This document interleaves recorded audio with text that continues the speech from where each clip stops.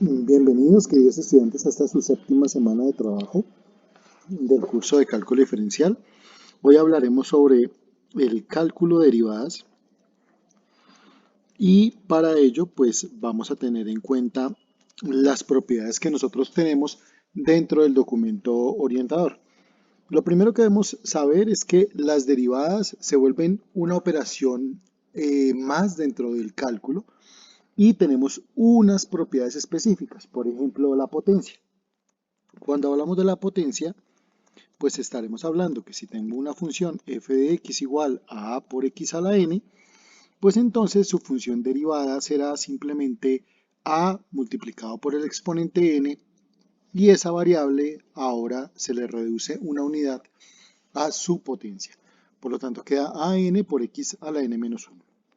Si yo tengo una función sumándose con otra función y quiero encontrar su derivada, pues entonces hablaremos que la derivada de esto será la derivada de cada una de ellas sumada.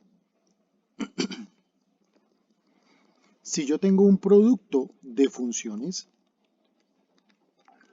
su derivada será o obedecerá a una regla también sencilla y es que la derivada de la primera función multiplicada a la segunda función sin derivar más la primera función por la derivada de la segunda.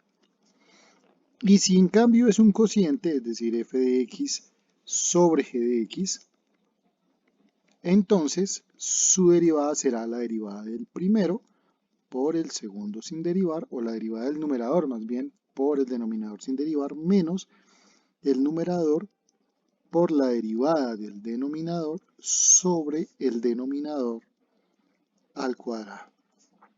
Es importante también tener en cuenta que existe otra regla, que es la regla de la cadena, y es f de g de x.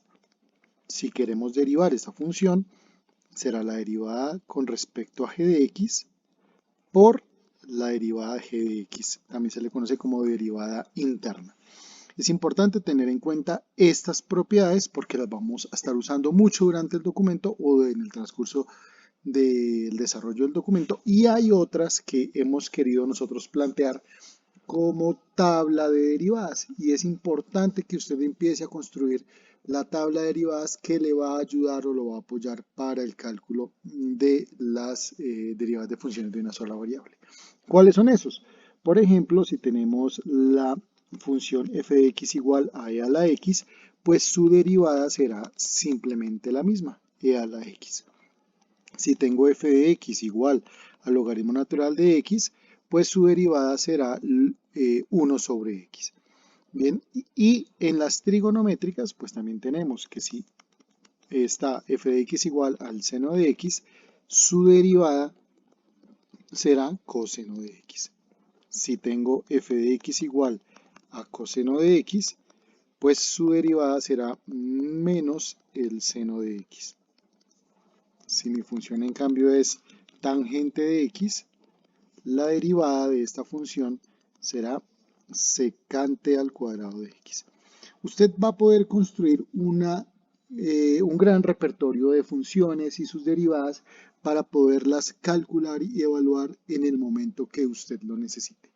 Es importante tener en cuenta que en este componente o en esta temática también abordamos algo acerca de las funciones y su utilidad en las gráficas, teniendo entonces que si yo represento una gráfica de esta manera, pues vamos a tener puntos cuspidales cuando su pendiente sea igual a cero.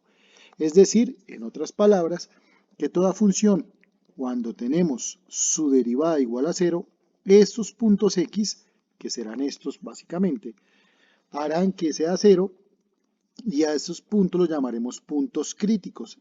¿Por qué puntos críticos? Porque allí, en esos puntos, la función puede tener un máximo, un mínimo o un punto de inflexión y debemos, a partir de los criterios de primera y segunda derivada, saber cómo vamos a actuar frente a ellos. Bueno, queridos estudiantes, espero que esto les haya servido para que ustedes puedan continuar con el cálculo de derivadas de funciones de una sola variable y poder entrar a la optimización. Ya por último, Vamos a hablar de antiderivada, del proceso inverso que tienen estas operaciones y pues eso lo abordaremos en la temática número 8. Muchas gracias, hasta pronto.